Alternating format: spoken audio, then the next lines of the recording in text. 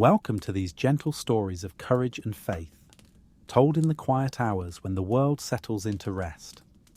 Tonight we journey through ancient tales where ordinary people discovered extraordinary strength through their trust in God. Let these timeless stories of David and Goliath, Gideon and his 300 warriors, Peter walking on water, Daniel before kings, and Jesus calming the storm bring you peace as you drift towards sleep. Each story whispers the same truth, that in our moments of greatest fear, we can find the courage to stand firm through faith. The hills of Judea rolled endlessly under the morning sun, dotted with olive trees and the occasional cluster of white limestone houses that marked small villages. In this ancient landscape, where shepherds had tended their flocks for countless generations, the rhythm of life moved with the seasons and the rising and setting of the sun. It was a land where stories were passed from father to son around evening fires, where the memory of God's faithfulness was woven into the very fabric of daily existence. Fear, as old as humanity itself, had always walked alongside the people of these hills. It whispered in the darkness of caves where wild animals prowled. It rode with the merchant caravans crossing dangerous passes, and it settled into the hearts of farmers watching storm clouds gather over their fields. Yet fear was not the end of the story, for in this same land, faith had taken root, growing like the hardy olive trees that could weather drought and storm alike. The nature of courage, as these ancient people understood it, was not the absence of fear, but the decision to act rightly despite fear's presence. It was the shepherd boy picking up his sling when facing a bear that threatened his sheep. It was the farmer planting seeds even when rain seemed unlikely. It was the mother singing lullabies in the darkness when enemies camped beyond the city walls. This courage came not from human strength alone, but from a deep trust that the God who had created the stars and set the mountains in their places was also present in the smallest moments of human struggle. In the quiet hours before dawn, when the world held its breath between night and day, this truth became especially clear. The shepherds keeping watch over their flocks knew it well. In the silence, when the only sounds were the soft breathing of sleeping sheep and the distant call of a night bird, they could sense a presence larger than their fears. It was in these moments that the greatest stories of faith began, not with the sound of trumpets and the clash of armies, but with the still small voice that spoke to hearts willing to listen.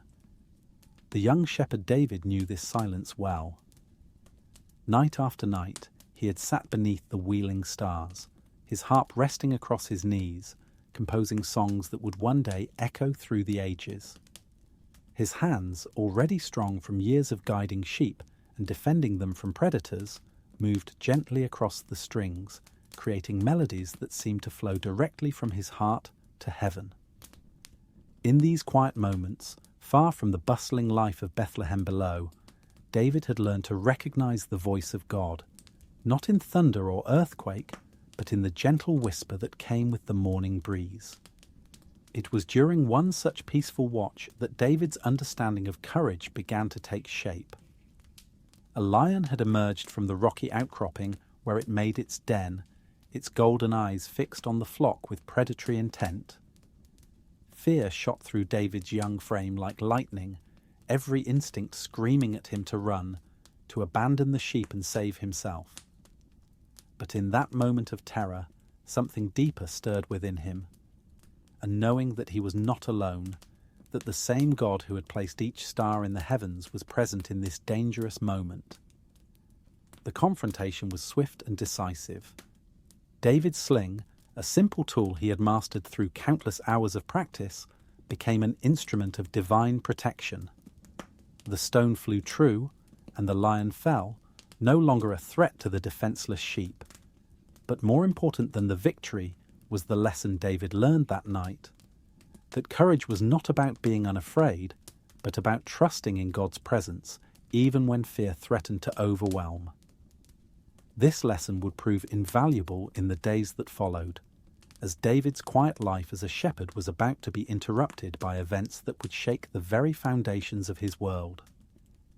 The armies of Israel were gathering in the valley of Elah, facing an enemy whose reputation for brutality had spread terror throughout the land. The Philistines, with their superior weapons and battle-hardened warriors, had issued a challenge that struck fear into the hearts of even King Saul's bravest soldiers. Meanwhile, in the camp of Israel, fear had taken root like a poisonous weed. Day after day, the giant Goliath emerged from the Philistine ranks, his massive frame casting a shadow that seemed to darken the hopes of an entire nation. Standing over 9 feet tall, clad in bronze armor that gleamed like burnished gold in the morning sun, he was a sight that would have intimidated the mightiest warrior. His voice, carrying across the valley with the force of thunder, issued the same challenge each morning and evening, a challenge that was met with silence and growing despair. The bronze spearhead he carried weighed as much as a normal man's entire weapon, and his shield was so large that it required a separate bearer to carry it before him. But it was not just his physical presence that terrorized the Israelite army. It was what he represented. In the ancient world, single combat between champions was sometimes used to decide the fate of entire peoples, and Goliath's challenge carried with it the implicit threat that Israel's defeat would mean slavery and subjugation. King Saul, who had once been known for his own impressive stature and battlefield courage, found himself paralyzed by the magnitude of the challenge. Each day, he watched from his tent as his soldiers' morale crumbled a little more. The men who had once sung songs of victory now whispered prayers of desperation. Some spoke quietly of desertion, of slipping away under cover of darkness to return to their families. The camp that should have buzzed with the energy of warriors preparing for battle instead felt heavy with the weight of impending doom. It was into this atmosphere of fear and hopelessness that David arrived, carrying provisions for his brothers who served in Saul's army. Jesse, David's father, had grown worried about his older sons and had sent David with food and grain, along with instructions to return with news of their welfare. The young shepherd had left his flocks in the care of another keeper and made the journey to the valley of Elah with the simple intention of fulfilling his father's request and returning home. But as David approached the Israelite camp, he could sense the tension that hung over it like a dark cloud. The usual sounds of a military encampment, the ringing of hammer on anvil, the shouts of drill sergeants, the confident laughter of warriors, were replaced by hushed conversations and anxious glances toward the enemy lines.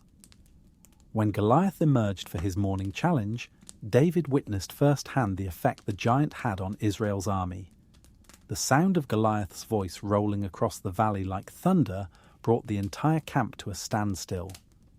Conversations died mid-sentence, hands froze in the middle of tasks, and hundreds of faces turned toward the source of that terrible sound. David watched in amazement as seasoned warriors, men who had fought in numerous battles and survived countless dangers, seemed to shrink before the giant's presence. Some actually took steps backward, as if physical distance could protect them from the shame of their fear. The words that Goliath shouted carried across the valley with perfect clarity, each syllable chosen to inflict maximum psychological damage. He mocked the God of Israel, questioned the courage of her people, and painted vivid pictures of the slavery that awaited them after their inevitable defeat. His challenges were not mere taunts, but calculated psychological warfare, designed to erode confidence and plant seeds of despair that would grow until resistance became impossible. As David listened to these blasphemies, something began to stir within his heart, not the cold fear that had gripped the soldiers around him, but a burning indignation that grew stronger with each mocking word. This was not merely an insult to Israel's army or even to King Saul, but a direct challenge to the living God who had delivered Israel from Egypt, who had given them victory over countless enemies, who had promised to be with them always. The same voice that had whispered courage to David during his lonely nights as a shepherd now spoke again, but this time it was not a whisper, but a clear, unmistakable call to action. David's brothers, when they saw him questioning the soldiers about Goliath's challenge and the reward that King Saul had promised to whoever could defeat the giant, were mortified by what they saw as his presumption. Eliab, the eldest, spoke sharply to David, accusing him of abandoning his responsibilities and coming to the battlefield merely to witness the spectacle of war. The rebuke stung, not because it was accurate, but because David could see in his brother's eyes the same fear that had infected the entire army. But David's questions had attracted attention beyond his family circle. Word of the young shepherd's bold inquiries reached the ears of King Saul's officers, and soon David found himself standing before the king himself. Saul, desperate for any solution to the crisis that threatened to destroy his kingdom, listened as David offered to face Goliath in single combat. The offer seemed almost laughable. This youth, with his sunburned face and calloused hands, proposing to face a giant who had paralyzed an entire army. Saul's first instinct was to dismiss David's offer as the foolish bravado of youth, but something in the young man's eyes gave him pause. There was no false confidence there, no reckless disregard for danger, but rather a quiet certainty that spoke of experience with life and death struggles. When David recounted his encounters with lions and bears while protecting his sheep, describing how God had delivered him from their claws and teeth, Saul began to see that this was not merely youthful enthusiasm, but faith tested by fire. The king's armour, when they attempted to outfit David with it, hung on his frame like clothing meant for a giant. The bronze helmet obscured his vision, the coat of mail weighed him down, and the sword felt clumsy and unfamiliar in his grip. David had trained with a sling and staff, not with the weapons of conventional warfare, and he instinctively understood that trying to fight Goliath on the giant's terms would be a mistake. Instead, he would trust in the tools he knew, and more importantly, in the God who had taught him to use them. As David walked toward the valley where Goliath waited, carrying only his shepherd's staff, his sling, and 5 smooth stones chosen carefully from the brook, the silence that fell over both armies was profound. On one side, the Philistines watched with amusement and growing excitement, anticipating the easy victory that would deliver Israel into their hands. On the other side, the Israelites watched with a mixture of horror and desperate hope, knowing that their fate hung in the balance of what seemed like an impossibly unequal contest. The stones David had chosen were not selected randomly, but with the practiced eye of a shepherd who had spent years perfecting his aim. Smooth river stones, worn perfectly round by countless seasons of flowing water, each one tested for weight and balance. As he placed them in his pouch, David's mind was not on the mechanical aspects of what he was about to do, but on the God who had been with him through every challenge of his young life. Goliath's reaction to David's approach was first puzzlement, then insult, and finally rage. The sight of this youth coming against him with a shepherd's tools rather than a warrior's weapons was interpreted as the ultimate insult. His voice, when he spoke, carried the accumulated anger of a professional warrior who saw his reputation being mocked. He cursed David by his gods, promised to feed his flesh to the birds and beasts, and painted a picture of destruction that was meant to freeze the young shepherd's blood with terror. But David's response revealed the vast difference between human courage and divine confidence. His words rang across the valley with a clarity that contrasted sharply with Goliath's threats. He spoke not of his own strength or skill, but of the God of Israel, who had been defied by Goliath's blasphemies. The battle, David declared, belonged not to him but to the Lord, who would deliver the giant into his hands so that all the earth would know that there was a God in Israel. The moment of action, when it came, was swift and decisive. Goliath, encumbered by his massive armour and weapons, moved forward with the ponderous inevitability of an avalanche. David, light and quick, ran to meet him, his sling whirling in a practiced motion that had been perfected through years of protecting sheep from predators. The stone flew true, guided by divine providence and years of faithful practice, striking the one spot where Goliath was vulnerable. his forehead unprotected by helmet or armour. The giant's fall shook the very ground, and the sound echoed off the surrounding hills like thunder. For a moment that seemed to stretch into eternity, both armies stood frozen in disbelief. Then, as the reality of what had happened began to sink in, the silence erupted into chaos. The Philistines, seeing their champion fallen, fled in panic, while the Israelites, their courage restored by witnessing God's power, pursued them with shouts of victory. In the years that followed, as David's fame grew and he eventually became king of Israel, he would face many more battles and many more moments of fear. But he would never forget the lesson learned in the valley of Elah, that true courage comes not from the absence of fear, but from faith in the presence of God. The smooth stones he carried that day became symbols of trust in divine provision, reminders that God can use the simplest tools in the hands of those who believe. The story of David and Goliath spread throughout the ancient world, carried by merchants and travellers who marvelled at the account of a shepherd boy defeating a giant. But for those who knew the deeper meaning of the tale, it was not ultimately about physical victory, but about spiritual truth, that no challenge is too great when faced with faith, no enemy too powerful when confronted with trust in God's promises. As night settled over the land of Israel, and shepherds throughout the hills settled down to watch over their flocks, many would tell this story around their small fires. Children would listen with wide eyes, not just to the exciting details of the battle, but to the underlying message that would shape their understanding of courage for the rest of their lives. Fear might come like a giant, terrible and seemingly invincible, but faith could face it with nothing more than a sling and a stone, trusting that God would guide the shot true. The lessons learned in that valley would echo through generations, teaching each new group of listeners that courage is not the privilege of the naturally brave, but the birthright of all who trust in God. The young shepherd who faced Goliath became a model not just for warriors, but for anyone who must confront overwhelming challenges with nothing but faith as their weapon and God's promises as their shield. Far to the north of where David's victory had taken place, in the hill country that would later be known as the territory of Manasseh, another man was learning his own lessons about fear and faith.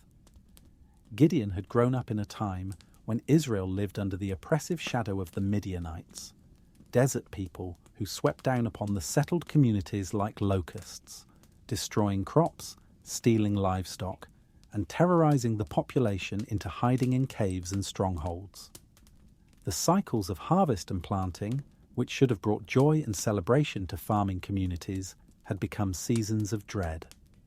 Farmers would plant their crops in secret, tending them in the early morning hours or late at night, always watching the horizon for signs of the Midianite raiders. When harvest time came, they would work frantically to gather their grain and hide it before the raiders arrived to claim it for themselves. Gideon's family had suffered like all the others, watching years of hard work disappear in a matter of days when the Midianite hordes descended upon their region. The young man had grown up hearing stories of the great victories of the past, when God had delivered Israel from Egypt and given them victory over seemingly impossible odds. But those stories seemed to belong to a different age, a time when God's presence was obvious and his power undeniable. Now, as Gideon worked alone in a winepress, threshing wheat in secret to hide it from Midianite raiders, the great victories of the past seemed like distant dreams. The work was difficult and inefficient. Winepresses were designed for grapes, not grain, but it was hidden from view, sheltered by stone walls that might conceal the telltale dust that betrayed the presence of wheat. Every few minutes, Gideon would pause in his work to listen for the sound of approaching horsemen, his heart racing at every unexpected noise. The appearance of the angel of the Lord came without warning in the middle of this mundane and fearful task. The heavenly messenger sat beneath an oak tree that belonged to Gideon's father, watching as the young man worked furtively at his hidden threshing. When the angel spoke, his greeting seemed to mock Gideon's circumstances.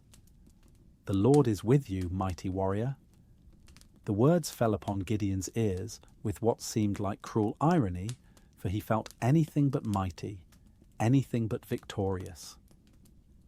Gideon's response revealed the depth of his spiritual struggle, a crisis of faith that had been building for years as he watched his people suffer under foreign oppression. If the Lord was truly with Israel, he asked, where were the wonders that their fathers had told them about? Where were the miracles of deliverance that had marked God's relationship with his people in generations past? The questions tumbled out, born from years of hidden doubt and growing despair. The angel's response was both reassurance and commission. God had indeed been watching Israel's suffering, and he was preparing to act.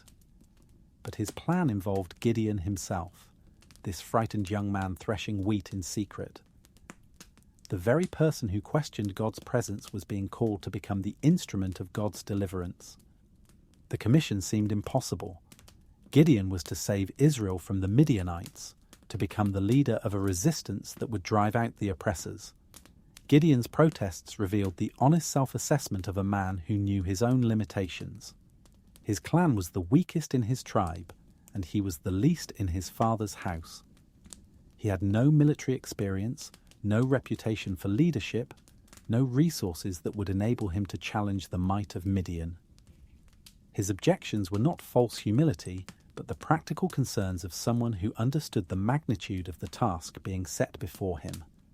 But God's way of working, as Gideon was about to learn, often defied human logic and conventional wisdom. Divine strength was most clearly displayed through human weakness, and God's power was magnified when working through unlikely instruments.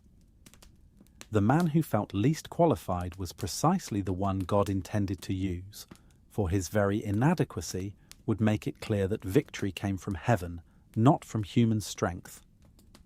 The sign that Gideon requested, fire consuming the offering he placed on a rock, was not a test of God's power, but a mercy extended to struggling faith. When flames rose from the rock to consume the meat and bread, Gideon knew he had been in the presence of the divine. The fear that followed this realization was not the fear of battle or danger, but the holy terror that comes from encountering the living God. The angel's reassurance, "Peace be with you, do not fear, you shall not die," spoke to this deeper fear, calming Gideon's spirit and preparing him for the work ahead. The first test of Gideon's newfound courage came not on a battlefield, but in his own backyard.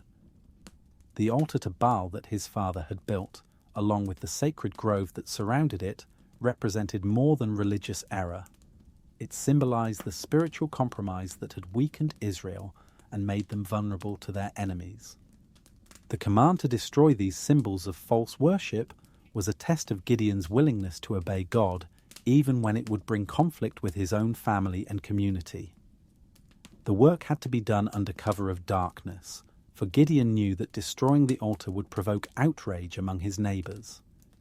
Taking 10 servants with him, he worked through the night, tearing down the altar stone by stone, cutting down the trees of the sacred grove, and building a new altar to the Lord on the same spot. The sacrifice he offered on the new altar, using the wood from the grove as fuel, was both an act of worship and a declaration of war against the false gods that had led Israel astray. Morning brought the inevitable confrontation.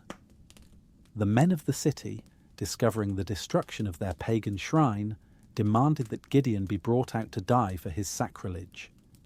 But Joash, Gideon's father, surprised everyone with his response. Perhaps moved by his son's courage, or convinced by the night's events that the old gods were powerless, he challenged the angry crowd with a simple question.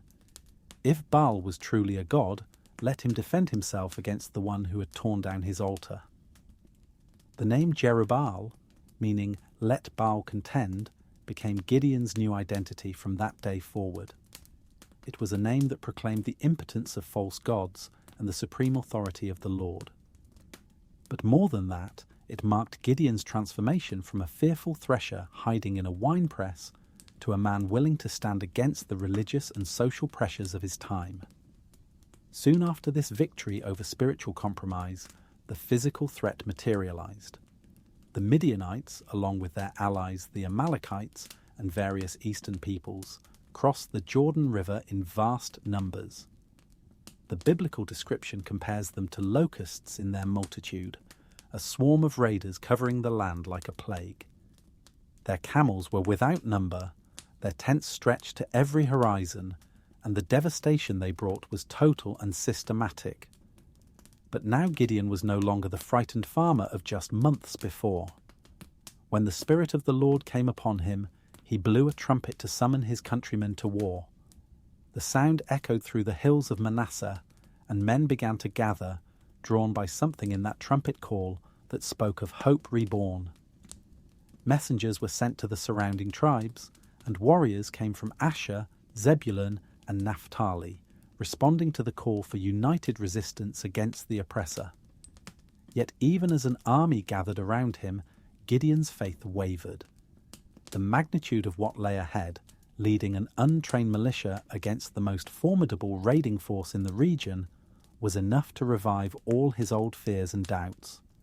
It was then that he made his famous request for a sign involving a fleece of wool, asking God to confirm his will through the presence or absence of dew on the wool versus the surrounding ground. The request for the fleece was not a lack of faith, but faith-seeking confirmation. Gideon had already obeyed God's initial call and had begun to gather an army, but the responsibility for so many lives and the welfare of his entire nation weighed heavily upon him.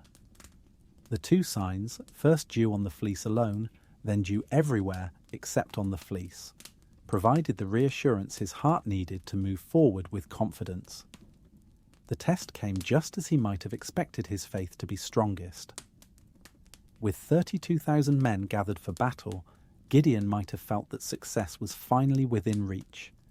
The numbers, while still smaller than the enemy host, were substantial enough to give hope of victory. But God's ways are not man's ways, and the lesson Gideon was about to learn would revolutionize his understanding of how divine power operates in human affairs. The announcement that the army was too large came like a thunderbolt. Too large? When facing an enemy that outnumbered them? But God's reasoning was clear. If Israel won the battle with such a large force, they would credit their own strength and skill rather than recognizing that deliverance had come from heaven. The victory needed to be so obviously divine that no human could claim credit for it. The first reduction was straightforward. Anyone who was afraid was invited to return home, and 22,000 men departed. This left only 10,000, a number that might have seemed more reasonable for a desperate last stand, but hardly sufficient for offensive operations against the vast Midianite host. Yet God declared that even 10,000 was too many, and he instituted a test that would reduce the numbers still further. The test at the water was simple but telling. The men were brought down to drink from a stream, and their manner of drinking revealed something about their character and alertness. Those who lapped water like dogs, bringing it to their mouths with their hands while remaining alert to their surroundings, were separated from those who knelt down and buried their faces in the water to drink. The former group, numbering only 300, would be Gideon's army. 300 men against the countless thousands of Midian. The disproportion was so extreme as to seem like suicide rather than strategy. Yet this was precisely God's intention. The victory would be so clearly miraculous that it would restore Israel's faith not just in God's power, but in his continuing presence with his people. The impossible odds would become the very means by which God's glory would be revealed. The night before the battle, as Gideon looked out over the enemy camp with its countless tents and innumerable campfires, any rational calculation would have counselled retreat. But God, understanding the struggle in his servant's heart, provided one more encouragement. He invited Gideon to sneak into the enemy camp with his servant Purah, promising that what he heard there would strengthen his resolve. Moving silently through the darkness, Gideon and Purah made their way to the edge of the Midianite encampment. The sounds of a vast army settling in for the night surrounded them, the nickering of camels, the low murmur of conversation around dying fires, the occasional bark of orders from sentries. But it was the conversation between two soldiers that provided the encouragement God had promised. One soldier was telling another about a dream he had experienced, a strange vision of a barley loaf rolling down into the camp and overturning a tent.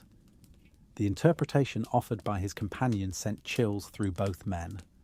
The barley loaf represented Gideon and his army, and its victory over the tent symbolized Israel's coming triumph over Midian.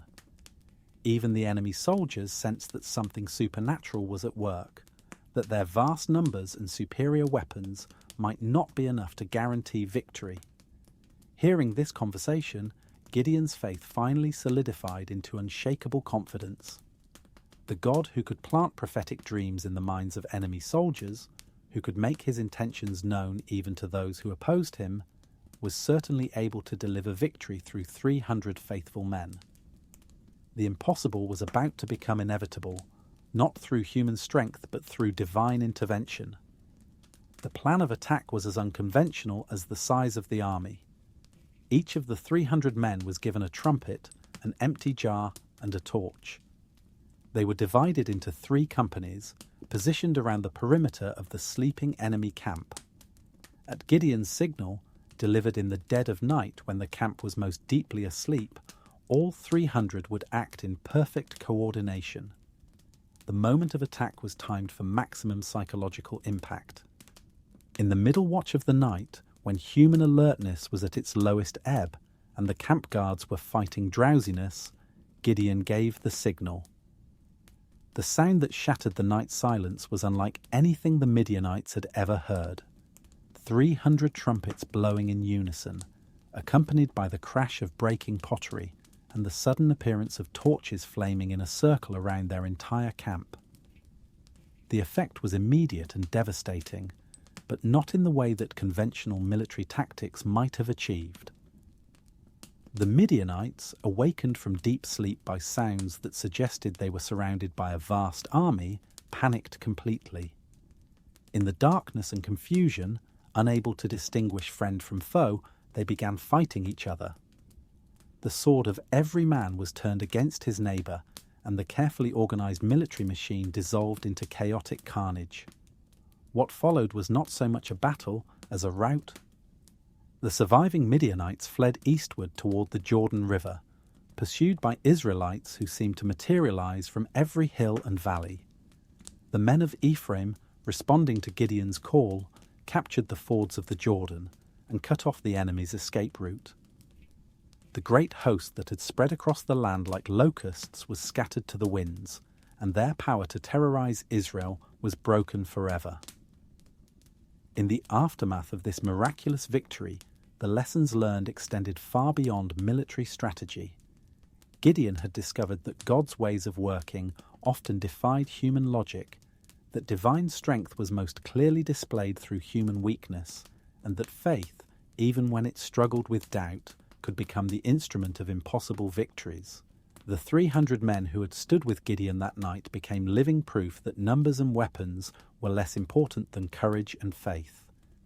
Each had faced the same impossible odds, each had trusted in the same divine promise, and each had played a part in a victory that none could have achieved alone. Their example would inspire future generations who found themselves outnumbered and overwhelmed, reminding them that God could do great things through small groups of faithful people. The story of Gideon and his 300 warriors spread throughout the ancient world, but its deepest impact was on the people of Israel themselves. The victory in the valley of Jezreel became a permanent reminder that their God had not abandoned them, that he still heard their cries for deliverance, and that he could still work miracles through the most unlikely instruments. As the years passed and new challenges arose, the memory of that night battle would return again and again to strengthen faltering hearts. When faced with impossible odds, when human resources seemed inadequate, when fear threatened to overwhelm faith, the story of 300 men with trumpets and torches would remind God's people that he specializes in achieving the impossible through those who trust in him. The lessons learned in Gideon's time would prove timeless, that God often works through the weak to shame the strong, that his power is made perfect in human weakness, and that faith, however small and struggling, can become the means by which heaven invades earth. The trumpet call that summoned 300 faithful men to an impossible victory continues to sound across the centuries, calling each generation to its own acts of courage and faith. In the peaceful years that followed Israel's victory over the Midianites, when the land enjoyed rest from war and the people could once again plant and harvest without fear of raiders, a new generation grew up hearing the stories of God's miraculous deliverances. Among those who listened to these tales with particular attention was a young fisherman from Galilee, whose impulsive nature and deep love for his master would soon place him at the center of his own story of faith and courage. Simon Peter, as he would later be known, had grown up on the shores of the Sea of Galilee, where the rhythm of life was dictated by wind and wave, by the migration patterns of fish, and by the endless cycle of casting nets and hauling them in. The lake, some 13 miles long and 8 miles wide, was both the source of livelihood for thousands of families and a constant reminder of nature's power to both provide and destroy. The Sea of Galilee was known for its sudden storms. Surrounded by hills and mountains, with the Jordan Valley dropping below sea level, it created its own weather patterns that could transform a calm evening into a tempest with frightening speed. Fishermen learned to read the signs, the direction of the wind, the colour of the sky, the behaviour of the birds, but even the most experienced could be caught off guard when conditions changed rapidly. Peter had spent countless nights on these waters, sometimes fishing in perfect calm under a canopy of stars, sometimes battling waves that threatened to swamp his boat. He had developed the intuitive understanding of wind and current that comes only from years of experience, the kind of knowledge that allows a fisherman to sense approaching weather long before landlubbers notice any change in conditions. It was this background that made the events of one particular night so extraordinary. Peter and his fellow disciples had been with Jesus throughout a long day of teaching beside the lake. Crowds had gathered in such numbers that Jesus had been forced to sit in a boat just offshore to address them, using the natural amphitheatre created by the sloping shore to project his voice to the thousands who had come to hear him speak. As evening approached and the crowds finally began to disperse, Jesus had suggested that they cross to the other side of the lake. It was a reasonable request. Capernaum, where Peter lived, was on the northwestern shore, while the region of the Gerasenes lay on the southeastern side. The journey would take them across the widest part of the lake, a trip that in good weather might take 2 or 3 hours of steady rowing. The disciples had readily agreed to the journey. Several of them were experienced fishermen who were completely at home on the water, and the evening seemed pleasant enough for travel. They had pushed off from shore in 2 boats, with Jesus settling down to rest after the exhausting day of ministry. The gentle rocking motion of the boat and the rhythmic sound of oars cutting through calm water had quickly lulled him into deep sleep. For the first hour or so, the crossing proceeded without incident. The disciples rowed steadily through water that reflected the first stars appearing in the darkening sky. Conversations were quiet, partly out of respect for their sleeping master, and partly from the natural hush that comes over people when surrounded by the vastness of water and sky. These were moments that Peter treasured, when the demands of crowds and ministry gave way to the peaceful solitude of the lake. But experienced fishermen learned to pay attention to subtle changes in their environment, and gradually Peter began to notice signs that made him uneasy. The wind, which had been barely perceptible when they left shore, was beginning to pick up from the east. The water, previously smooth as glass, was developing the small ripples that often preceded larger swells. Most telling of all, the rhythm of their rowing was becoming more laboured as they began to fight against an increasingly strong current. The storm, when it fully developed, came with the sudden fury characteristic of the Sea of Galilee. What had been gentle evening breezes became howling winds that whipped the surface of the lake into steep waves. The boats, which had been cutting smoothly through calm water, now pitched and rolled as they climbed each wave and plunged into the trough beyond. The disciples found themselves fighting not just to make progress toward their destination, but simply to stay afloat. Peter's experience told him that this was no ordinary squall that would blow itself out in a few minutes. The waves were building in size and power, and the wind showed no signs of diminishing. Water began to slosh over the sides of the boat with increasing frequency, and soon the disciples found themselves bailing frantically with whatever containers they could find, while still trying to maintain some control over their direction. In the midst of this growing crisis, Jesus continued to sleep peacefully in the stern of the boat, his head pillowed on a cushion, apparently oblivious to the chaos around him. To the disciples, who were becoming increasingly frightened as the storm worsened, this seemed almost impossible to understand.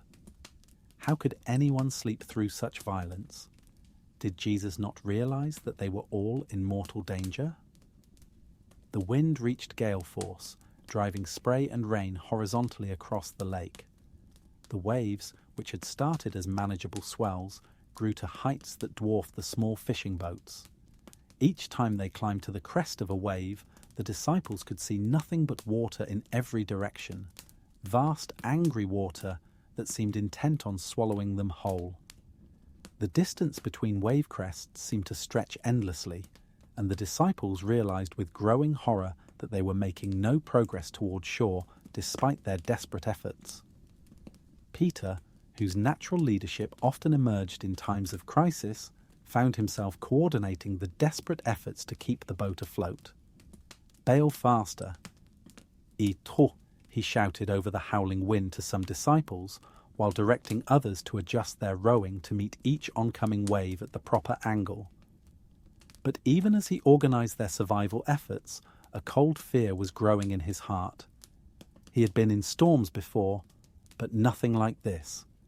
This felt like the kind of tempest that claimed boats and lives, the kind that left families waiting in vain for fishermen who would never return. The other boat, containing the rest of the disciples, was fighting its own battle against the elements. Through the driving rain and spray, Peter could occasionally catch glimpses of his companions, their faces pale with strain and fear as they struggled with the same life and death challenge. The two boats had managed to stay relatively close together, but the storm was gradually pushing them apart, and Peter feared that soon they would lose sight of each other entirely in the chaos. What troubled Peter almost as much as the physical danger was the spiritual dimension of their crisis. Here was Jesus, the man they had followed, the teacher whose words had power to heal the sick and transform lives, sleeping peacefully while his closest followers faced what appeared to be certain death. Did this mean that God's protection had somehow been withdrawn? Had they done something to deserve abandonment in their hour of greatest need? The decision to wake Jesus came not from faith, but from desperation. The disciples had exhausted their own resources, their own skills, their own strength. The boat was taking on water faster than they could bail it out, and their efforts to row towards safety had proved futile against the power of the storm. If they were going to die, at least their master should be awake to face the end with them. "Master, Master," Peter called out, his voice barely audible above the roar of wind and wave. "Don't you care that we're perishing?" The question carried more than just urgent concern for their physical safety. It expressed a deeper anguish about whether their faith had been misplaced, whether the God they served truly cared about their struggles. The moment Jesus awakened, everything changed. There was no period of disorientation, no gradual awareness of the situation. He immediately assessed the danger they faced and responded with an authority that seemed to reach beyond the natural world into the very foundations of creation itself. Standing in the pitching boat, apparently unconcerned by the waves that crashed around them, he spoke directly to the elements as if they were servants awaiting orders. "Peace, be still." The words carried across the water with a power that seemed to override the storm's fury. The effect was immediate and absolute. The howling wind died to nothing, the angry waves smoothed into perfect calm, and the rain stopped as suddenly as if a faucet had been turned off. In a matter of seconds, the Sea of Galilee was transformed from a raging tempest to a mirror-smooth surface that reflected the stars now visible in a clear sky. The silence that followed was more profound than the storm had been loud. The disciples, who moments before had been shouting to make themselves heard above the wind, now found themselves speaking in whispers, afraid to break the supernatural quiet that surrounded them. Their ears, accustomed to the constant roar of the storm, rang in the sudden absence of sound. Even the gentle lapping of wavelets against the boat's hull seemed impossibly loud in the stillness. Peter stared at Jesus in amazement and growing fear.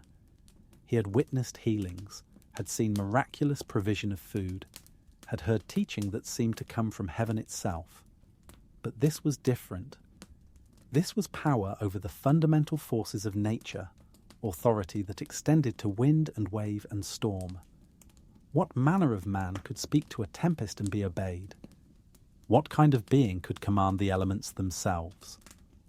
The fear that gripped Peter and his companions was not the terror of physical danger that had passed with the calming of the storm, but the holy dread that comes from recognizing divine power at work. They had been in the presence of this power for months, but somehow its full implications had not struck them until this moment. The man who had shared their meals, who had walked the dusty roads beside them, who had slept so peacefully in their boat, possessed authority over creation itself.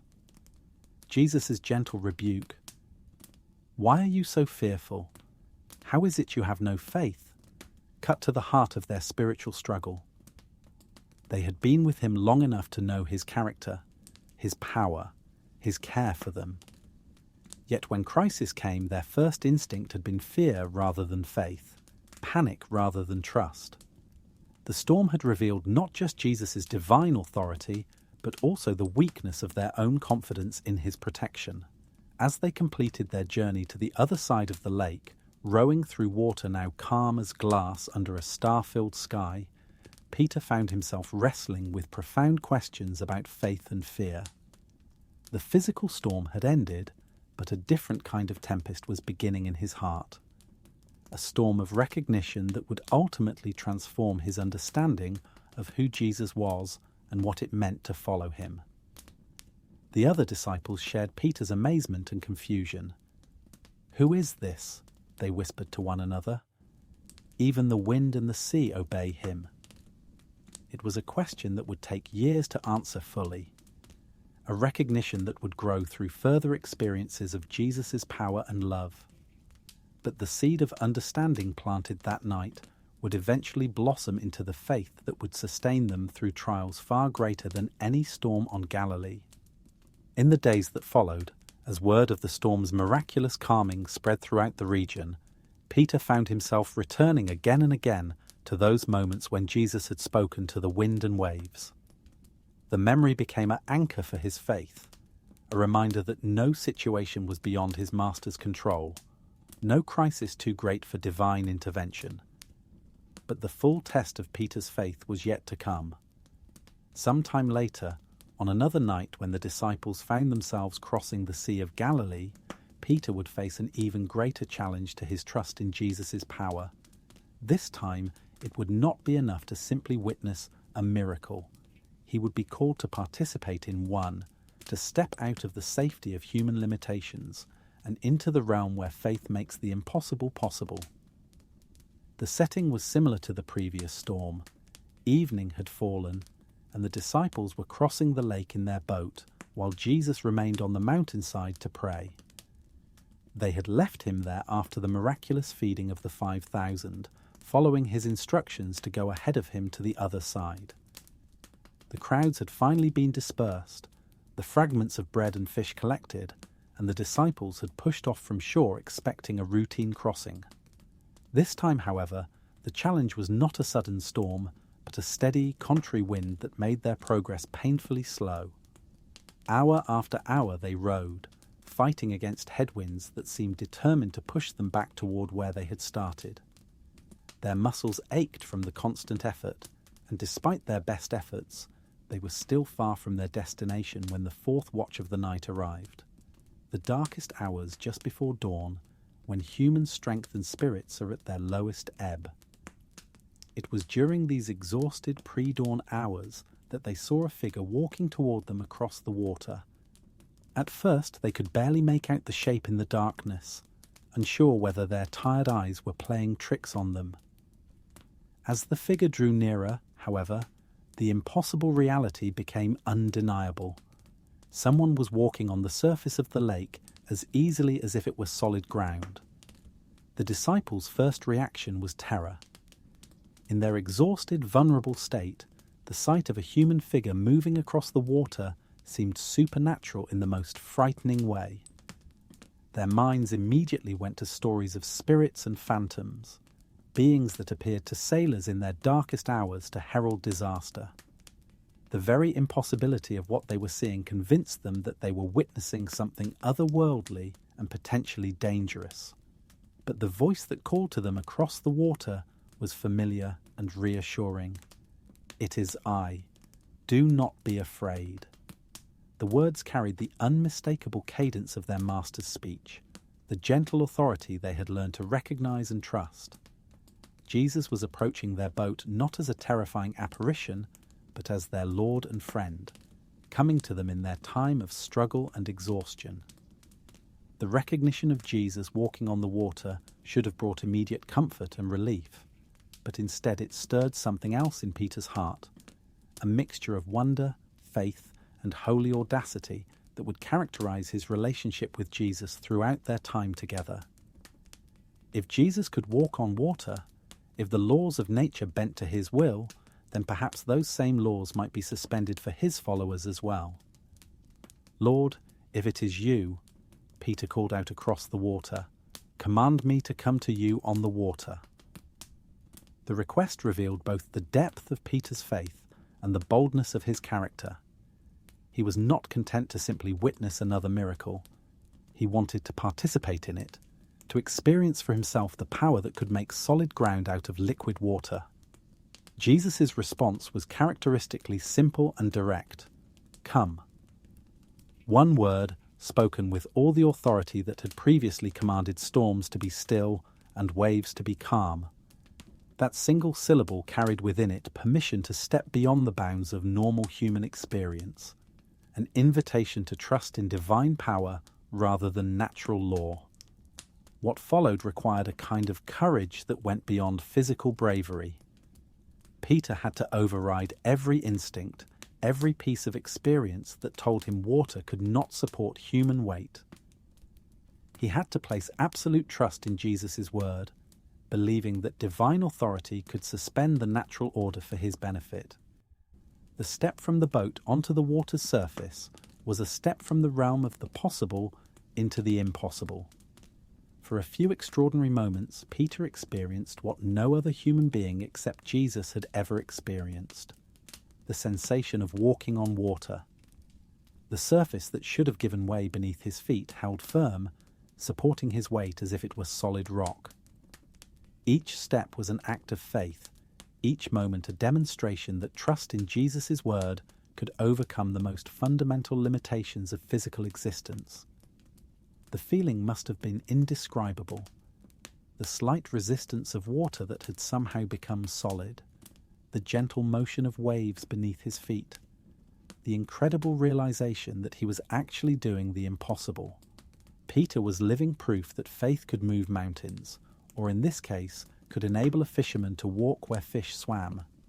But then, as Peter looked around at the waves still churning from the wind, as the physical impossibility of his situation suddenly struck him with full force, fear crept back into his heart. The very wind that had been hindering the disciples' rowing became a distraction, a reminder of the natural forces that should have made his water walking impossible. The moment his focus shifted from Jesus to his circumstances, from faith to fear, the miracle began to fail. The sensation of beginning to sink must have been terrifying. One moment the water was supporting him like solid ground. The next it was giving way beneath his feet, reminding him of its true liquid nature. Peter felt himself going under, the cold water rising around his legs, then his waist, threatening to close over his head. In that moment of crisis, all his attention focused on one desperate cry, "Lord, save me." Jesus' response was immediate. His hand reached out to grasp Peter's, pulling him up from the water that had been about to claim him. But along with the physical rescue came a gentle rebuke that went to the heart of what had just happened. "O you of little faith, why did you doubt?" The question was not harsh but sad, not condemnatory but instructive. Peter had been so close to experiencing the fullness of faith's power, only to let fear undermine his trust at the crucial moment. As they climbed into the boat together, the wind that had been fighting against the disciples' progress suddenly ceased. The same divine authority that had enabled water walking also had power over atmospheric disturbances, and soon the boat was gliding smoothly toward its destination. The disciples who had remained in the boat throughout Peter's water-walking adventure were filled with amazement, recognizing once again that they were in the presence of someone who possessed authority over the natural world. The experience left Peter with a complex mixture of emotions. There was joy at having participated in a genuine miracle, at having experienced firsthand the power of faith to overcome natural limitations. There was also disappointment at his failure to sustain that faith when circumstances became challenging, at allowing fear to undermine trust just when trust was most needed. But perhaps most importantly, there was a deeper understanding of the relationship between faith and fear, between trust and circumstance. Peter had learned that faith was not a once-and-done decision, but a moment-by-moment choice, a continuous decision to focus on Jesus rather than on the challenges surrounding him. The lesson would serve him well in the trials that lay ahead, when he would need to choose between faith and fear in circumstances far more challenging than walking on water. The story of Peter's water walking would become a powerful illustration for future generations of believers, a reminder that faith can enable ordinary people to do extraordinary things when they focus on Jesus rather than on their circumstances. It also served as a realistic portrayal of the struggle that characterizes most people's spiritual journey, moments of great faith alternating with periods of doubt, victories followed by failures, divine encounters mixed with very human limitations. The other disciples, who had witnessed both Peter's initial success and his subsequent rescue, learned their own lessons from the event. They saw that Jesus was willing to work miracles through his followers, not just for them, and that even when faith faltered, his grace was sufficient to provide rescue and restoration.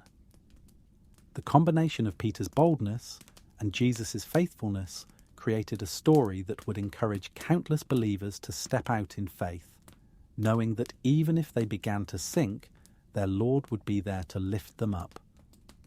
As dawn broke over the Sea of Galilee and the disciples reached the shore they had been struggling toward all night, they carried with them not just the memory of another miraculous rescue, but a deeper understanding of what it meant to follow Jesus.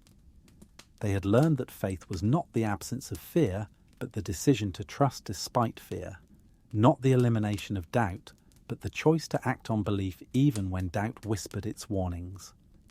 The gentle lapping of waves against the shore as they pulled their boat up onto the beach provided a peaceful counterpoint to the night's dramatic events. Peter, looking back across the water where he had briefly defied natural law, knew that something fundamental had changed in his relationship with Jesus.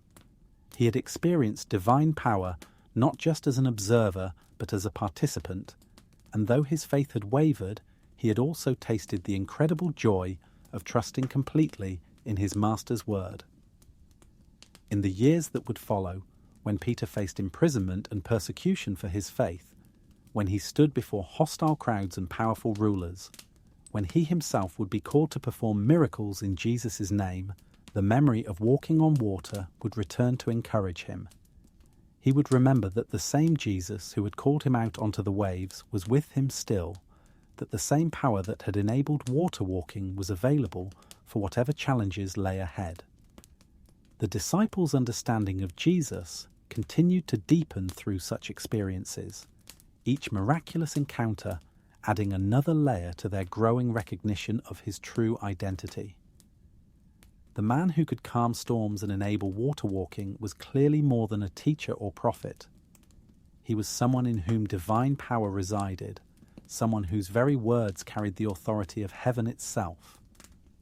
Far from the peaceful shores of Galilee, in the great city of Babylon with its towering walls and magnificent hanging gardens, another young man was learning his own lessons about faith and courage in the face of overwhelming odds. Daniel, carried away from Jerusalem as a captive when he was little more than a boy, found himself navigating challenges that would test not just his personal faith, but his willingness to stand for truth in the face of political pressure and mortal danger. The Babylon of Daniel's time was the greatest city in the world, a marvel of architecture and engineering that dominated the ancient Near East, both militarily and culturally. Its broad avenues were lined with temples dedicated to dozens of gods. Its markets bustled with merchants from every corner of the known world, and its royal palace complex covered acres of ground with courtyards, gardens, and throne rooms designed to impress visitors with the power and wealth of the Babylonian Empire. Into this pagan metropolis, Daniel and his 3 friends had been brought as part of King Nebuchadnezzar's policy of integrating the most promising young men from conquered territories into his government service. They were to receive 3 years of intensive education in Babylonian language, literature, and customs, after which they would be assigned positions in the royal administration. It was an opportunity that many young men might have embraced enthusiastically, a chance to rise from captivity to influence, from exile to honor. But for Daniel and his companions, who had been raised in Jerusalem with deep reverence for the God of Israel and strict adherence to his laws, the opportunity came with profound spiritual challenges.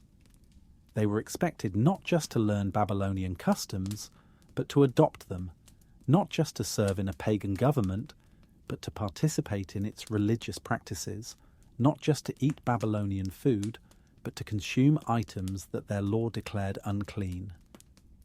The first test came over something that might have seemed relatively minor to outside observers: the food served at the royal table. The king had commanded that Daniel and the other young Jewish captives be given the same rich food and wine that was served to members of the royal court. It was intended as an honor, a sign that they were valued and destined for important positions. But Daniel recognized that much of this food had been offered to idols before being served, and some of it consisted of meats that Jewish law prohibited. The decision Daniel faced was not simply about dietary preferences, but about the fundamental question of where his ultimate loyalty lay. Would he compromise his religious convictions for the sake of political advancement? Would he risk offending his Babylonian supervisors to remain faithful to laws that might seem irrelevant in his current situation? The choice would set the tone for his entire career in Babylon and reveal the character that would carry him through far greater challenges in the years ahead. Daniel's approach to this dilemma revealed both wisdom and courage. Rather than creating a confrontation or making demands, he respectfully requested permission to follow an alternative diet. He proposed a test. For 10 days, he and his friends would eat only vegetables and drink only water, while other young men continued with the royal diet. At the end of the period, their health and appearance could be compared, and the results would speak for themselves. The official in charge of the young captives was initially reluctant to approve this plan. His own position depended on ensuring that the Jewish youths thrived under his care, and he feared that an inadequate diet might leave them weak and unhealthy, bringing the king's wrath upon him. But Daniel's respectful persistence and the reasonable nature of his proposal eventually won permission for the trial. The results of the 10-day test were dramatic and unmistakable. Daniel and his 3 companions appeared healthier and more robust than any of the young men who had been eating from the royal table. Their faces were clearer, their strength greater, their overall appearance superior to their peers who had enjoyed the king's rich foods. The God who had given laws about diet had also honoured their faithfulness to those laws, demonstrating his care for those who trusted in his wisdom. This early victory in maintaining religious integrity while serving in a pagan government established a pattern that would characterize Daniel's entire career. He would serve his earthly rulers faithfully and effectively, but his ultimate allegiance would always remain with the God of Israel. This dual loyalty would sometimes create difficult situations, but it would also provide the foundation for the extraordinary influence he would eventually wield in Babylon. As Daniel's education progressed, his exceptional abilities became apparent to his instructors and supervisors. He demonstrated not only intelligence and diligence in his studies, but also wisdom that seemed to go beyond his years. When the 3-year training period concluded and he was brought before King Nebuchadnezzar for evaluation, the monarch found him 10 times better than all the magicians and enchanters in his realm. The source of Daniel's wisdom was not merely natural talent or excellent education, but divine gifting. God had given him understanding in all learning and wisdom, and particularly in the interpretation of visions and dreams. This supernatural insight would soon prove invaluable not only to Daniel personally, but to the entire Babylonian Empire, as the king began to experience troubling dreams that his regular advisors could not interpret. The first great crisis of Daniel's career came when Nebuchadnezzar had a dream that disturbed him so profoundly that he could not rest until its meaning was revealed. But the king's approach to obtaining an interpretation was both unreasonable and terrifying. He demanded that his wise men not only interpret the dream, but also tell him what the dream had been, claiming that he had forgotten it. Any advisor who could not meet this impossible demand would be executed, along with all the other wise men in the kingdom. The decree placed Daniel and his friends in mortal danger, even though they had not been present when the king made his impossible demand. As newcomers to the royal court, they had not yet been consulted about the dream, but as members of the class of wise men, they were included in the death sentence that had been pronounced upon the entire group. When the executioners came to arrest them, Daniel found himself facing the first life-or-death test of his faith. Daniel's response to this crisis revealed the mature faith that had been developing through his years of faithful service in small matters. Rather than panicking or trying to flee, he requested an audience with the king, promising to provide both the dream and its interpretation. It was an audacious promise from someone who had no natural ability to read minds or divine forgotten dreams. But Daniel was not depending on natural ability. That night, Daniel and his 3 friends devoted themselves to prayer, asking the God of heaven to reveal the mystery that had baffled all of Babylon's traditional wise men. They understood that this was not merely a professional challenge, but a test of whether their God could demonstrate his power in the heart of a pagan empire. The lives of many innocent men hung in the balance, and the reputation of the God they served was at stake. The answer came in a vision during the night, as God revealed to Daniel not only the content of Nebuchadnezzar's forgotten dream, but also its prophetic significance. The relief and joy that Daniel felt at receiving this revelation was immediately channeled into worship and thanksgiving. Before going to the king with the answer, he praised God for wisdom and might, for revealing deep and secret things, for giving him the ability to make known what the king desired. When Daniel stood before Nebuchadnezzar to fulfill his promise, he was careful to make clear that the revelation had not come through any wisdom of his own, but through the God of heaven, who reveals mysteries and makes known what shall be in the latter days. The dream, Daniel explained, was a prophetic vision of future world empires, represented by different parts of a great image that the king had seen destroyed by a stone cut without hands. The accuracy of Daniel's account of the dream, combined with the compelling nature of his interpretation, made a profound impression on Nebuchadnezzar. The king not only spared the lives of all the wise men, but promoted Daniel to a high position in his government and acknowledged the greatness of Daniel's God. It was a victory that established Daniel's reputation and influence, but more importantly, it demonstrated that the God of Israel could work powerfully even in the heart of a pagan empire. The pattern established in this first crisis would repeat itself throughout Daniel's long career in Babylon. Again and again, he would be called upon to interpret dreams and visions that revealed God's plans for nations and rulers. Each successful interpretation not only enhanced Daniel's earthly position, but also provided opportunities to testify to the power and wisdom of the God he served. But Daniel's greatest test was yet to come. Years later, under a different king and in changed political circumstances, his faithfulness to God would be challenged in a way that would require him to choose between life itself and compromising his religious convictions. The young man who had once risked disapproval over dietary laws would face a decree that made prayer to any god except the king a capital offense. The transition from Babylonian to Persian rule had brought new opportunities and new dangers to Daniel's life. Under Darius the Persian, Daniel had been promoted to one of the highest positions in the government, serving as one of 3 presidents who supervised the entire administrative structure of the empire. His integrity, wisdom, and effectiveness had made him so valuable that King Darius was considering placing him over the entire realm. This prospect of ultimate political power for a foreign exile aroused intense jealousy among Daniel's colleagues, who began searching for ways to discredit him and remove him from his position of influence. They investigated his administrative decisions, looking for evidence of corruption or incompetence, but found nothing.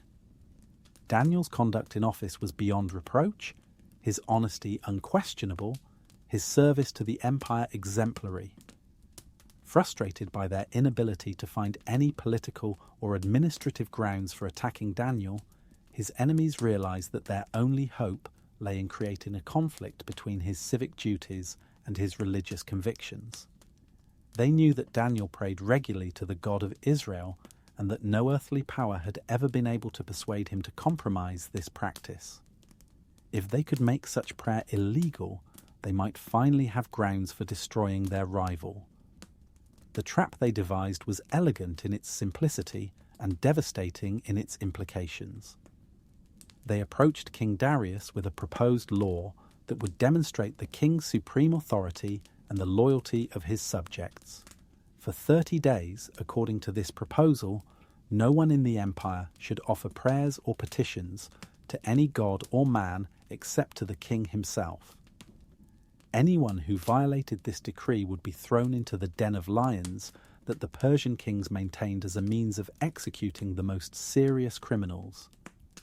King Darius, flattered by this apparent desire to honour his authority and unaware of the true motivation behind the proposal, signed the decree into law.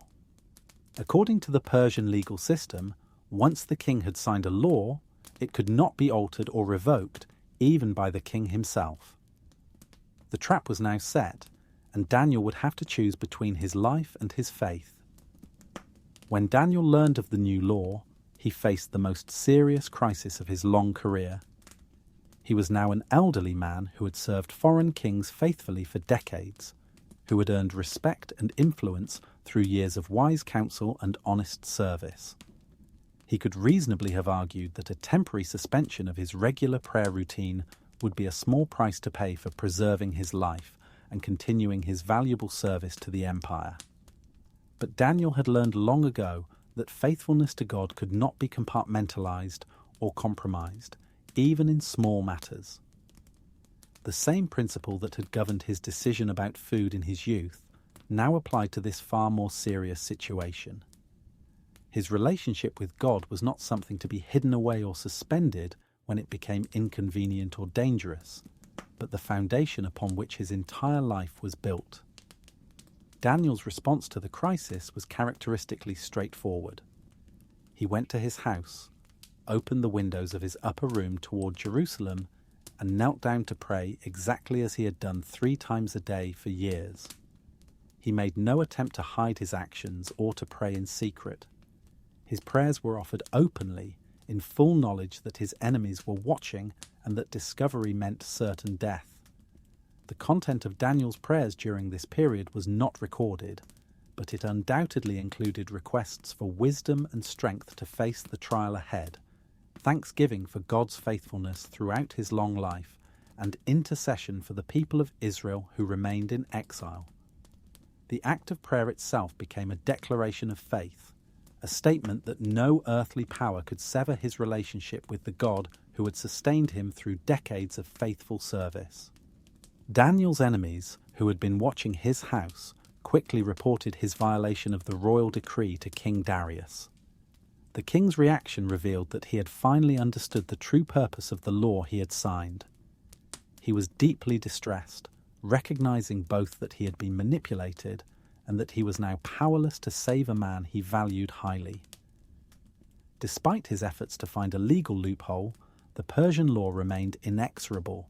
Daniel must be thrown to the lions. The execution took place at evening as the sun was setting over the great city of Babylon. Daniel was brought to the den where hungry lions were kept for the purpose of disposing of the king's enemies. As he was lowered into the pit, King Darius spoke words that revealed his hope, against hope that Daniel's God might yet prove powerful enough to provide deliverance. Your God, whom you serve continually, he will deliver you. The stone that sealed the den was secured with the king's own signet and those of his nobles, ensuring that no human intervention could take place during the night. King Darius returned to his palace, but sleep was impossible. He spent the night fasting and refusing all entertainment, consumed with worry about the fate of his most trusted advisor. Meanwhile, in the darkness of the lion's den, Daniel experienced protection that defied all natural expectation. The God who had given him wisdom to interpret dreams, who had preserved him through decades of political changes and personal challenges, now sent his angel to shut the mouths of the lions. The beasts that should have torn him apart became as harmless as household cats, and Daniel spent the night in safety under divine protection. Dawn could not come quickly enough for the anxious king.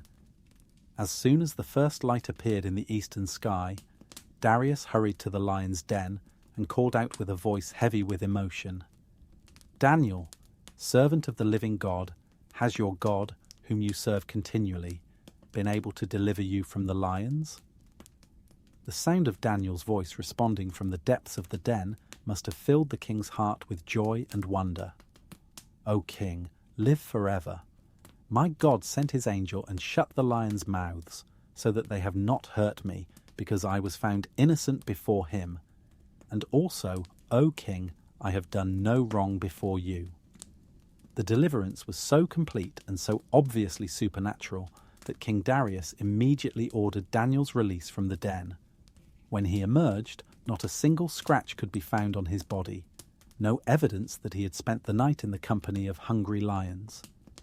His faith in God had been vindicated in the most dramatic way possible, and his enemy's plot had backfired completely. The king's response to this miracle was swift and decisive.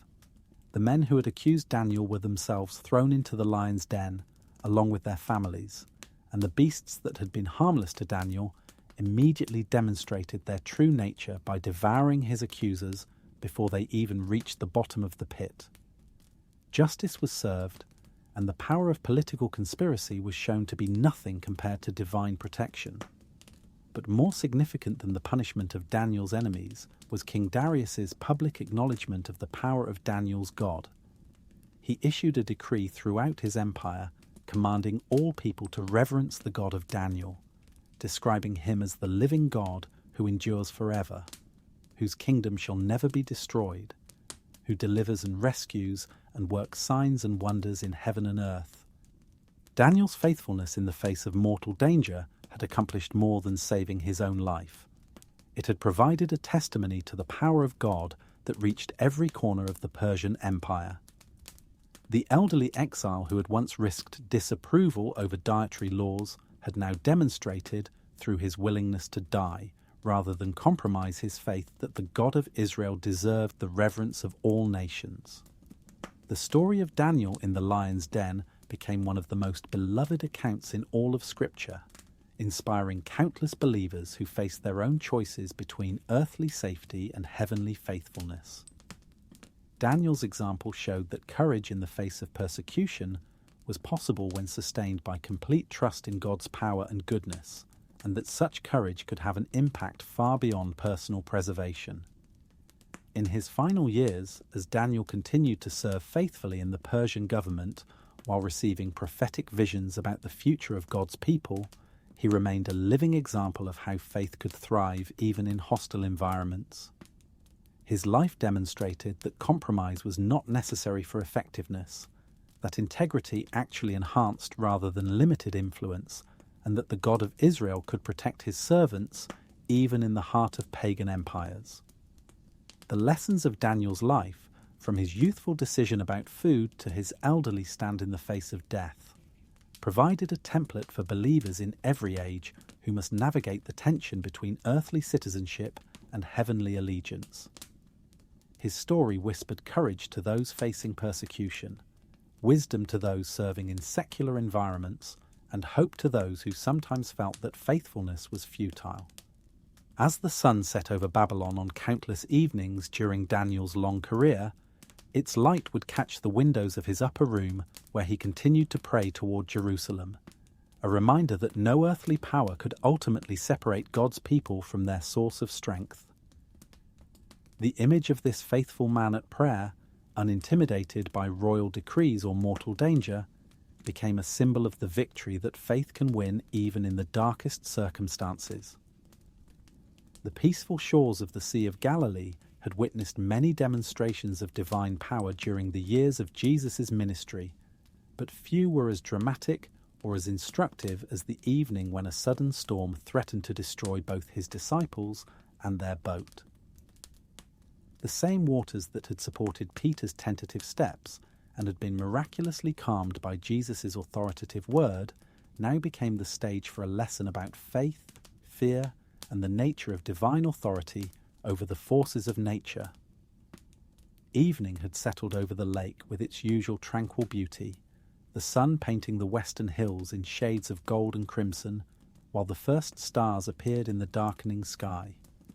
Jesus and his disciples had spent the day ministering to crowds on the eastern shore, and as the people finally dispersed to their homes, the small group prepared for what should have been a routine crossing to the other side.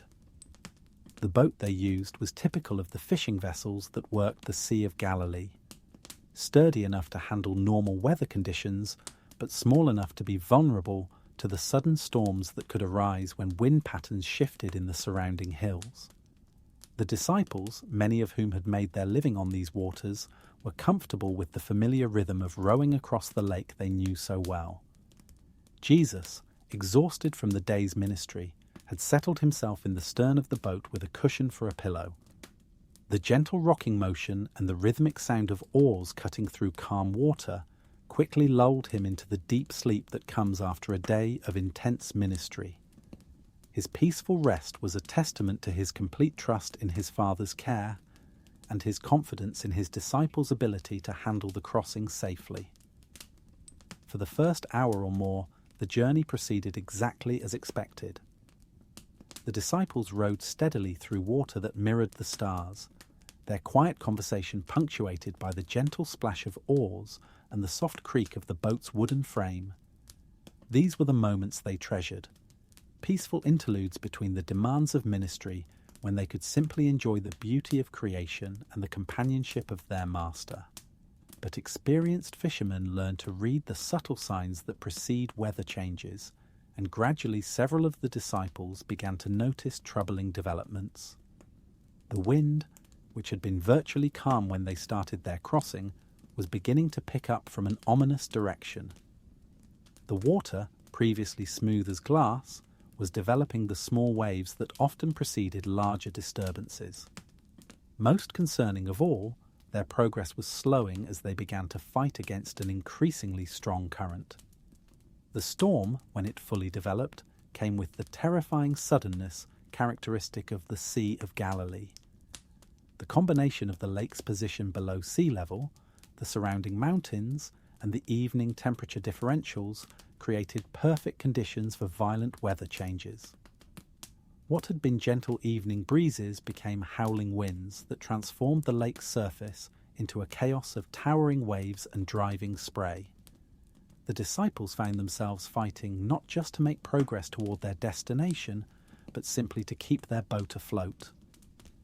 Waves that had seemed manageable just minutes before grew to heights that dwarfed their small vessel, each one threatening to swamp them completely. The rhythmic rowing that had carried them peacefully across the lake became a desperate struggle against forces that seemed determined to drive them back or drag them under.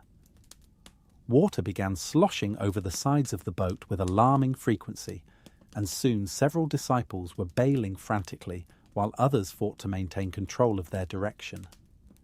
The wind howled around them with a ferocity that made communication difficult, and the boat pitched and rolled so violently that even experienced fishermen began to fear for their lives. Through it all, Jesus continued to sleep peacefully in the stern, his head still pillowed on the cushion, apparently oblivious to the chaos that surrounded him. To the disciples, who were becoming increasingly terrified as the storm intensified, this seemed almost incomprehensible. How could anyone remain asleep through such violence? How could their master rest so peacefully while they faced what appeared to be imminent death? The waves continued to build in size and power, driven by winds that showed no sign of diminishing. Each time the boat climbed to the crest of a particularly large wave, the disciples could see nothing but angry water stretching to every horizon. The familiar landmarks that normally guided their crossings had vanished in the storm-darkened night, leaving them disoriented and increasingly desperate. Fear began to take hold in earnest as the disciples realized that their situation was becoming truly dangerous. These were men who had spent their lives on the water, who had weathered many storms and survived countless challenges. But this tempest was beyond their experience, beyond their ability to manage or endure. The boat was taking on water faster than they could bail it out, and their strength was beginning to fail under the relentless demands of the struggle. It was then, in their moment of greatest desperation, that they finally turned to their sleeping master. The decision to wake Jesus came not from faith in his ability to help, but from the simple human need to face death together rather than alone. If they were going to perish in the storm, at least their beloved teacher should be awake to share their final moments. "Master, Master," they called out, their voices barely audible above the roar of wind and wave. "Save us, we are perishing." The cry carried more than just urgent concern for their physical safety. It expressed a deeper anguish about whether their faith had been misplaced, whether the God they served truly cared about their struggles and fears. The moment Jesus awakened, everything changed. There was no period of confusion or gradual awareness of their danger.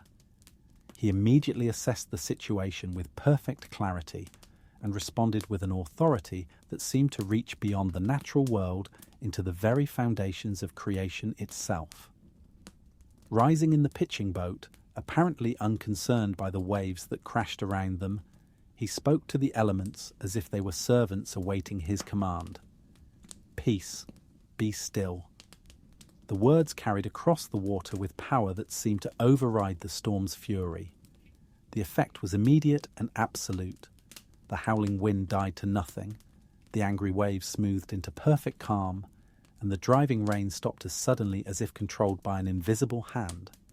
In seconds, the Sea of Galilee was transformed from a raging tempest to a mirror-smooth surface that reflected the stars now visible in a suddenly clear sky. The silence that followed was more profound than the storm had been loud. The disciples, who moments before had been shouting to make themselves heard above the wind, now found themselves speaking in whispers, afraid to break the supernatural quiet that surrounded them. Their ears, accustomed to the constant roar of the tempest, rang in the sudden absence of sound. Even the gentle lapping of small waves against the boat's hull seemed impossibly loud in the stillness. The disciples stared at Jesus in amazement and growing awe.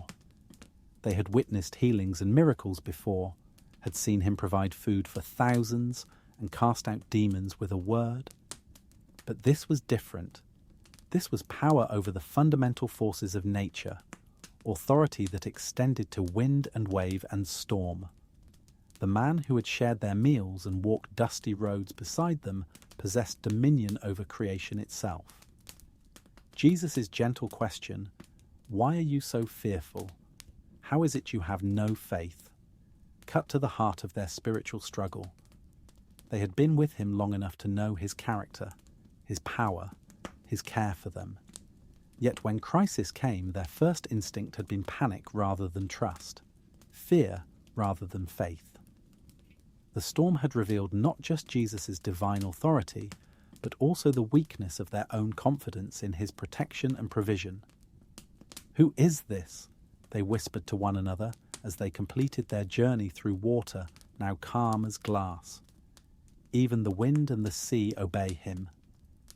It was a question that would take years to answer fully, a recognition that would grow through further experiences of his power and love.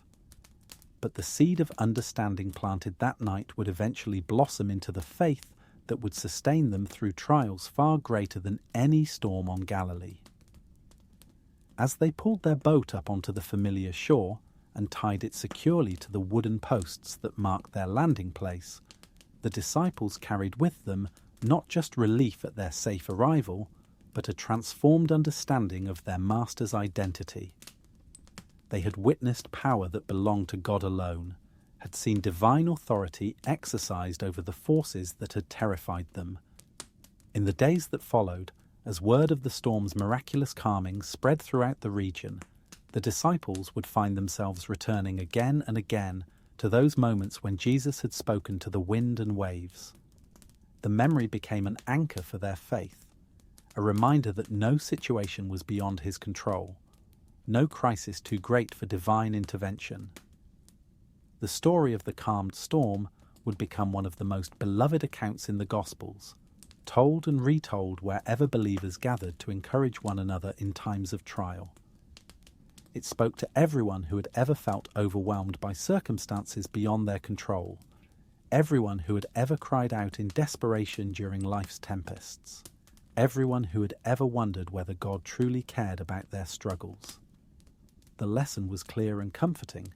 The same Jesus who had calmed the Sea of Galilee could speak peace into any storm. The same divine authority that had commanded wind and wave could bring order to the chaos of human hearts and circumstances. The same love that had awakened to save frightened disciples was available to anyone who called upon his name in their hour of need. But the story also contained a gentle challenge about the nature of faith itself. The disciples' fear in the storm was natural and understandable, but Jesus had expected them to trust in his presence and power, even when he appeared to be sleeping. True faith, the story suggested, was not dependent on visible signs of divine activity, but on the unchanging character of God himself. As years passed and the disciples faced persecution, imprisonment, and martyrdom for their faith, they would remember the night when their master had commanded the storm to be still.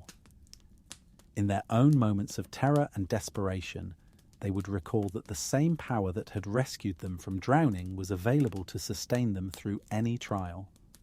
The peace that had settled over the Sea of Galilee could settle over their hearts as well, regardless of the storms that raged around them.